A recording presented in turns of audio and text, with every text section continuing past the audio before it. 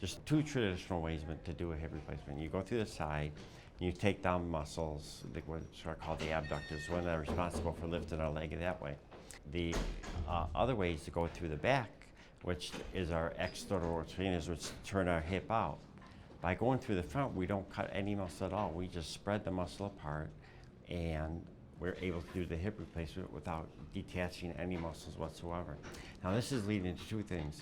It's leading to quicker recovery, obviously, because now the muscles aren't attached, less pain, and because the procedure is done under x-ray, we're getting better leg lengths. Our leg lengths are more accurate, and we're getting better position in our cups because we have x-ray right in the room, fluoroscopy, to monitor as we go along throughout the case.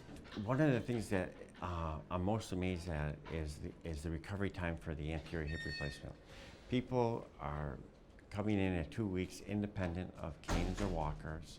At 6 weeks, they're back to full activities. The other thing is, like I said, is the pain is so much less than going through the side or through the back because no muscles are detached, and you don't have to rehab those muscles afterwards to get them strong because we're just spreading the muscles in the front and doing the hip replacement that way. It's a revolution in hip replacement, it really is. People recover so much faster, pain is so much lower, and satisfactions are so much higher.